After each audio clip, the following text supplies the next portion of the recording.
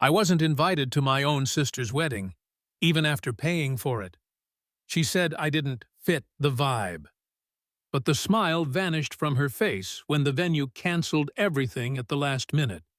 And she realized this. I still remember the exact moment I found out. It wasn't through a heartfelt conversation, a mistake in the mail, or even a passing mention. No. I discovered I wasn't invited to my own sister's wedding the way someone finds out about a party they were never meant to know about, through a social media post. Picture a beautifully designed invitation card, embossed with gold lettering delicately placed atop a white satin fabric. The caption read, "The countdown begins. Can't wait to celebrate with all my loved ones on the most special day of my life." All her loved ones, but not me. At first, I thought it was a mistake.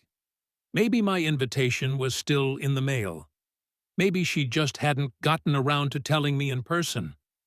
I had, after all, spent the last 6 months bending over backward to make sure she had the wedding of her dreams. I paid for the venue deposit when she and her fiancé were short on cash. I covered the catering advance when my parents hesitated. I even gave her money for a dress that, ironically, she hadn't even shown me yet. I scrolled through the comments under the post, my stomach twisting. Friends, relatives, colleagues, everyone was gushing about how excited they were to be part of the big, big day. Someone even joked about how exclusive the guest list must be. Exclusive? That's when the sick feeling started to creep in. I sent her a message. Nothing dramatic, just a simple, "Hey, I saw the post. I never got my invite. Did it get lost?" I stared at my phone, waiting for the 3 little dots to appear. They didn't. An hour passed. Then 2. By the time the sun set, I had convinced myself I was overreacting. Maybe she was busy. Maybe she just forgot to reply. And then, at 10:34 p.m., my phone buzzed. "Sister. Hey, I was going to talk to you about this. I hope you understand, but we had to make some tough choices with the guest list. It's a very curated event, you know. We had to keep it elegant. No offense, but you don't really fit the vibe. I know you'll be happy for me from afar, though. Love you." Curated event. Don't fit the vibe. Happy from afar. I read the message 3 times before it really sank in. I wasn't just forgotten. I was intentionally left out. And I knew exactly why. I wasn't like my sister's friends, with their polished nails, expensive suits, and artificial laughs that filled high-end cocktail parties.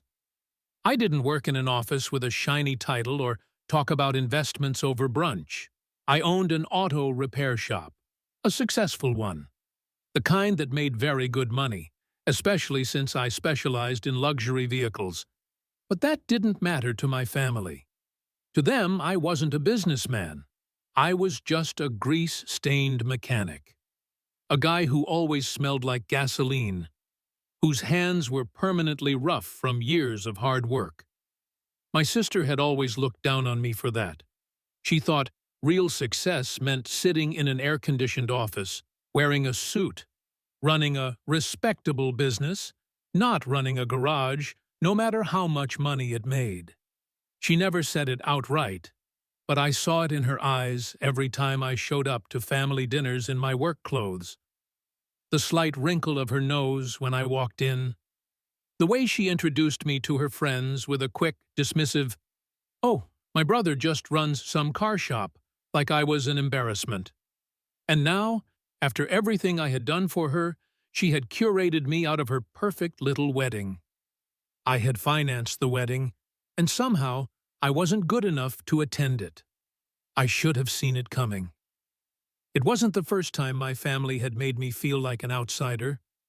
The signs had been there for years. Small jabs at family dinners, dismissive comments about my business, the way my parents beamed with pride when my sister got promoted at her marketing firm but barely acknowledged when I expanded my shop.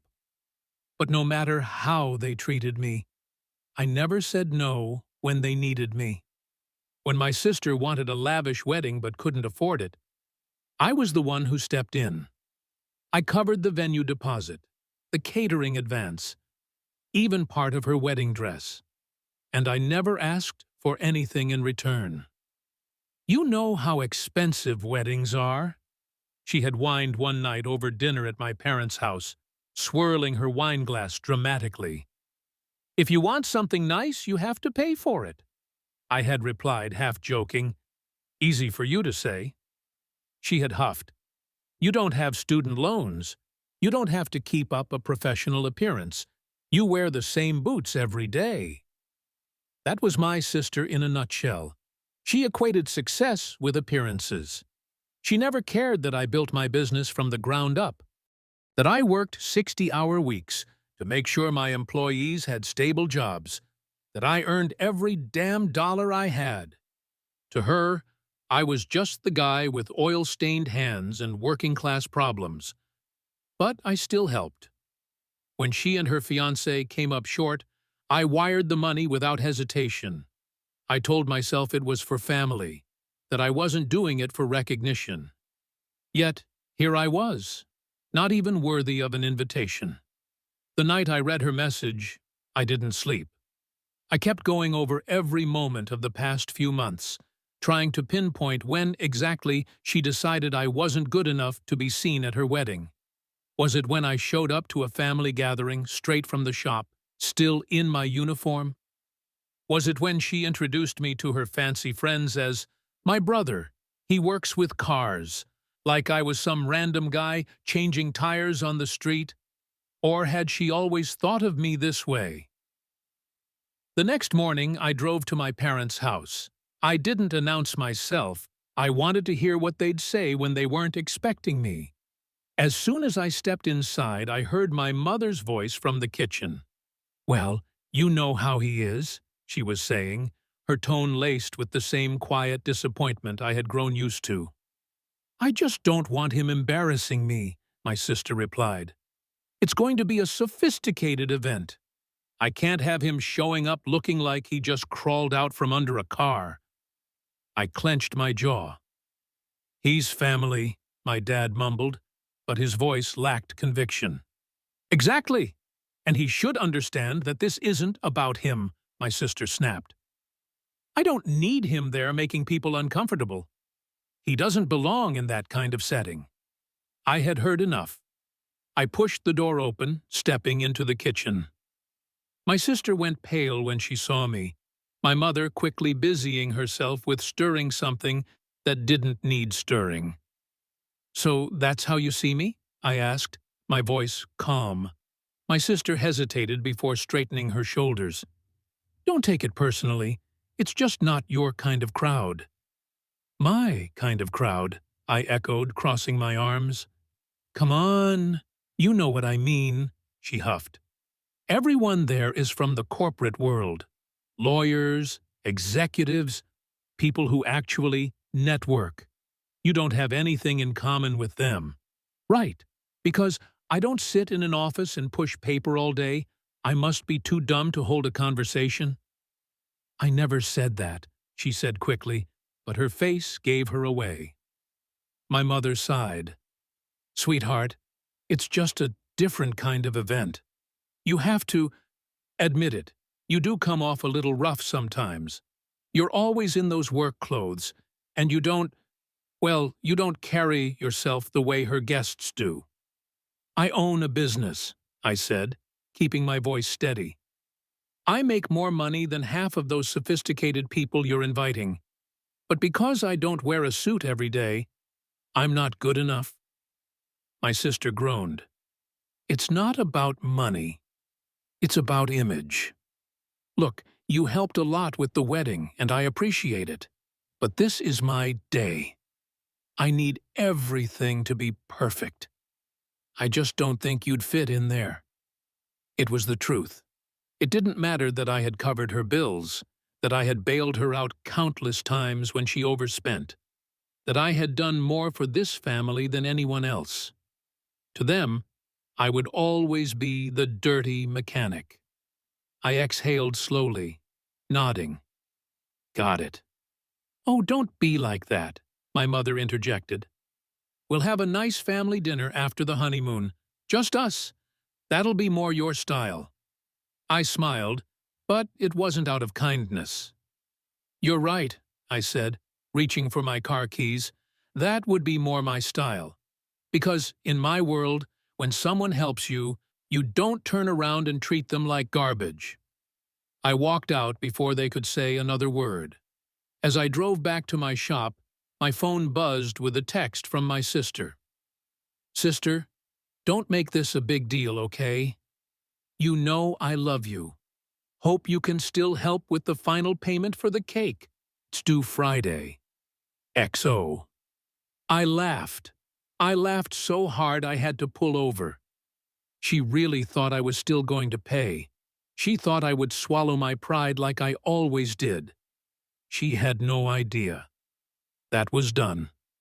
By the time I pulled into my shop, I had already made my decision.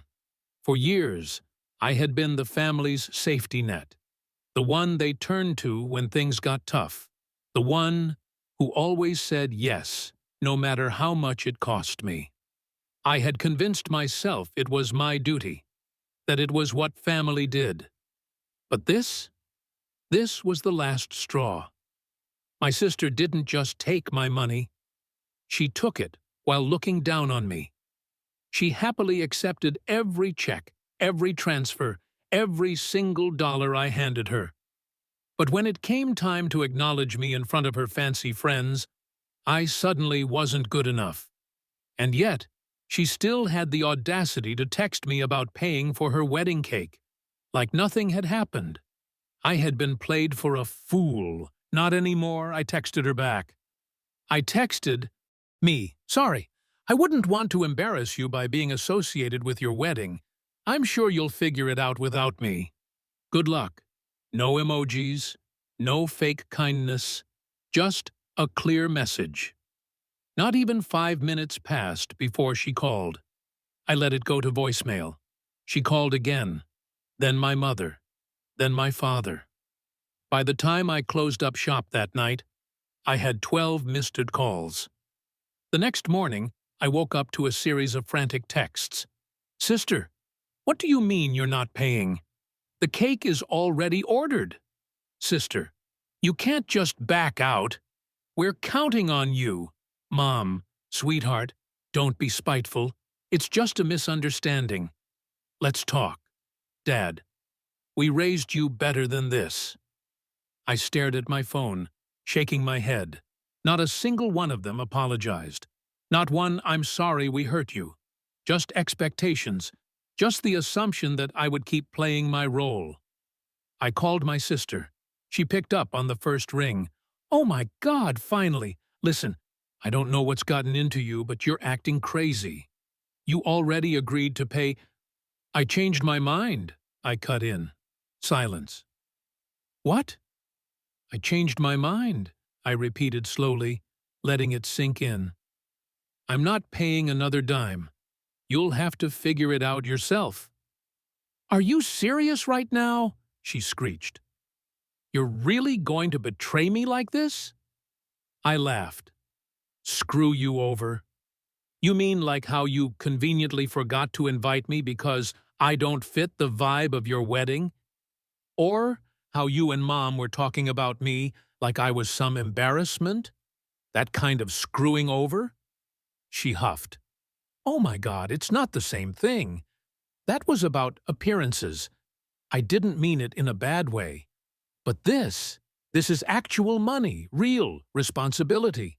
And it's not my problem, I said calmly. You didn't want me at your wedding. Fine. But you don't get to take my money while pretending I don't exist. You made it clear I don't belong, so I'm acting accordingly. Oh, don't be so dramatic, she snapped. You're just mad because you didn't get an invite. Grow up. I exhaled through my nose, keeping my temper in check. You know what's funny? I said. You think I'm upset about the invitation. That's not it. It's the fact that you used me, that you treated me like an ATM and still had the nerve to look down on me. That's what pisses me off." "Oh, please," she scoffed. "You have plenty of money. You wouldn't even miss it." And there it was. It wasn't gratitude. It wasn't even entitlement anymore. It was pure, blatant greed. "You're right," I said, my voice colder now. "I have plenty of money, and none of it is going to you. Ever again." "Wait," she started, but I hung up. This time, I was done. I didn't hear from her again for the rest of the week. But my parents? They wouldn't let it go. By Saturday, I was getting guilt-tripped from every angle. "Your sister is under so much stress," my mom whined. "Can't you just do this one thing?" "It's already planned," my dad added. "What's a couple of thousand to you?" "Family helps family," my mother kept repeating, as if that was supposed to mean something. But I had heard enough. So I finally said it. Family helps family. Funny, I don't remember any of you helping me when I was starting my business, or when I was working 16-hour days to make sure I could afford everything on my own, or when I paid for half of her wedding and still got treated like dirt. Silence. "You guys can figure this out," I finished. "I'm out." I hung up and blocked their numbers, let them squirm. I didn't expect silence. Not from my sister. Not from my parents. Not from anyone in my family who had spent years treating me like their personal ATM. I expected calls begging, maybe even some thinly veiled threats disguised as, "You'll regret this," or "You're being selfish." But for 2 whole days, my phone stayed silent. And that's when I knew they weren't ignoring me out of anger. They were scrambling, trying to figure out how to replace the money I had just ripped away from them, trying to undo the damage of assuming I would always be there, no matter how they treated me. And then, on the 3rd day, my mother showed up at my shop. She didn't call first. She just walked in like she owned the place, her eyes darting around at the cars being worked on, at my employees moving efficiently from one task to the next. I wiped my hands on a rag and crossed my arms. "Something wrong?" "We need to talk," she said, her voice tight. I gestured to the office. "By all means." She walked inside, sat down in the chair across from my desk, and folded her hands in her lap. She looked uncomfortable, like she didn't belong here, like she'd rather be anywhere else. I took my time sitting down. I wanted her to feel that discomfort. "Your sister is in trouble," she finally said. I raised an eyebrow. "Oh, don't act like you don't know." "I don't," I said, leaning back. "But I have a feeling you're going to tell me." She exhaled sharply, as if she was the one who had a right to be frustrated. "The bakery won't release the wedding cake unless they get the rest of the payment. The venue is threatening to cancel the reception unless she settles the remaining balance, and she still hasn't finished paying the florist." I stayed quiet. The wedding is in 2 weeks, and she doesn't have the money. My mother pressed. "She can't cover all this on her own." "That's unfortunate," I said. She blinked at me as if she couldn't believe I wasn't leaping to fix it. "You have the money," she said carefully, like she was speaking to a child. "You could help her, and you wouldn't even feel it." I gave her a slow smile. "And yet, here we are." Her nostrils flared. "Stop being petty. You agreed to pay, and she planned everything around that agreement. You can't just pull out at the last second." I tilted my head. "You mean like how she planned her guest list without me? Funny how that works." "This isn't the same thing." "Sure it is," I said. "She made a choice. I made mine. She wanted a wedding without me in it. Great. That means she doesn't need my money either. Oh, for God's sake, my mother muttered, rubbing her temples. I waited for her to try something new, to guilt me, to remind me that family helps family, that I shouldn't hold grudges, that this isn't how I was raised. Instead, she let out a slow breath and sat up straighter. If you don't help her, she's going to have to downgrade everything. She'll be humiliated. People will talk. I laughed. Now we're getting to the real problem. Her face darkened. It's not just about appearances, she said stiffly. She deserves a beautiful wedding. She deserves exactly what she can afford, I corrected. And clearly, that's not the wedding she planned. Her lips pressed into a thin line. So that's it? You're just going to sit here and let your sister suffer? She's not suffering, I said flatly. She's getting a reality check, one that's long overdue. My mother stared at me for a long moment, her expression unreadable. Then she stood up, smoothed her blouse, and adjusted the strap of her purse. You'll regret this, she said simply. I shrugged. Maybe. She left without another word, and I felt nothing but relief. Over the next few days, the cracks in my sister's perfect wedding plans started to show. First, she posted a vague status on Facebook. It's so hard when people you count on let you down. But I guess that's life, right? I ignored it. Then I got a call from a mutual cousin. Dude, what's going on? Your sister's freaking out.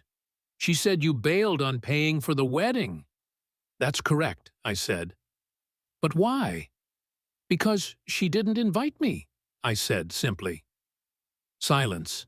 Then, oh, yeah, okay, I get that. The next day, my sister texted me, Sister, can we talk? I waited an hour before replying. Me. Talk about what? Sister, I don't want things to be like this between us. Can we meet for coffee? I almost laughed. She didn't want things to be like this. The same sister who had deliberately excluded me from the most important day of her life because I didn't fit her image. No, she didn't want things to be like this because it was inconvenient for her. But I was curious, so I agreed. When I arrived at the coffee shop, she was already there, tapping her manicured nails against her cup. She gave me a hesitant smile. Hey. Hey, I said, sitting down. She sighed dramatically. Look, I know you're upset. I'm not upset, I interrupted. I just finally see things clearly. She frowned. What's that supposed to mean? It means I get it now. I'm useful when you need something. But the second I become an inconvenience to your perfect little world, you toss me aside. That's not fair, she protested. Isn't it? I leaned back. You didn't think I was good enough to be at your wedding, but my money was good enough? You can't have it both ways. She pursed her lips.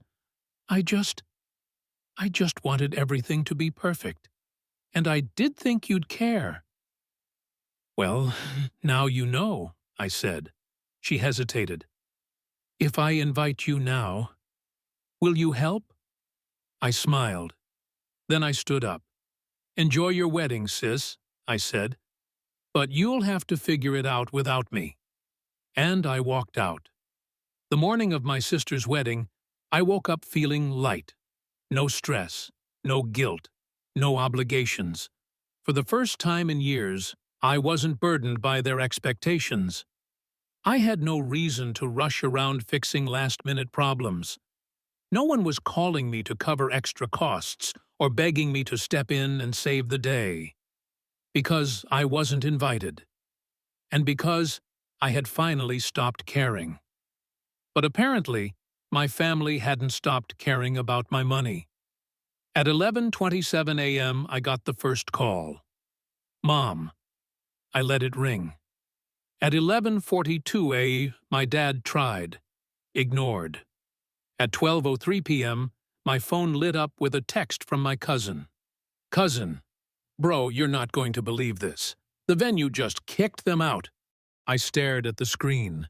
And then I laughed. The disaster I had warned them about. I had given them every chance to fix their mess. Instead, my sister assumed someone, anyone, would step in at the last second. But no one did. Without the final payment, the venue canceled. The staff literally locked the doors while the guests were arriving. People were standing outside in suits and cocktail dresses, confused as the wedding planner scrambled to explain. And my sister? She was hysterical. The fancy 5-tier cake? Never delivered. The high-end floral arrangements? Cancelled. The high-profile wedding she had bragged about for months? Gone. At 1:15 p.m., she finally called me. I picked up. "What?" I said, my voice flat. "Are you happy now?" she shrieked. I leaned back in my chair. Amused. About what? "You know exactly what," she snapped. "The wedding is ruined." "Oh," I said casually. "Didn't have enough money?" "You knew we didn't have enough money," she screamed. "You were supposed to help. You promised." I chuckled. "No, you assumed." Silence. "You let me fail," she finally said, her voice shaking. "No," I corrected. "You failed all on your own." And then, for the first time, she broke. "I don't understand," she whispered. "Why couldn't you just help? After everything we've been through, after everything I've done." "Everything you've done?" I repeated, my patience snapping. "You mean like using me for years? Like taking my money without a second thought? Like treating me like garbage the second I wasn't useful to you?" "I didn't mean it like that," she muttered. "You never do," I said coldly. "That's the problem." Silence stretched between us. Then her voice wavered.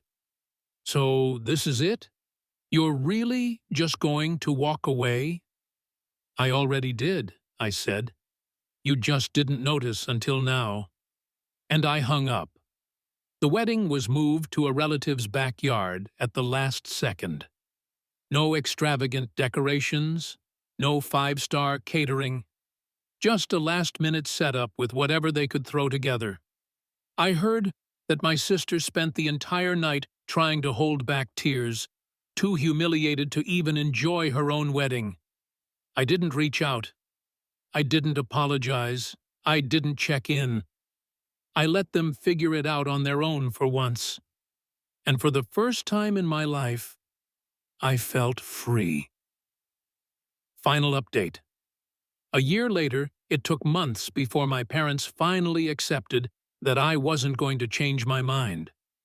At first, they tried guilt, then anger, then silence. Now, they treat me carefully, like they finally understand that if they push too hard, I won't hesitate to walk away permanently. As for my sister, she never apologized, but she also never asked me for money again. I consider that a win. And me? I'm still running my business, still doing just fine. Only now, every dollar I earn is mine.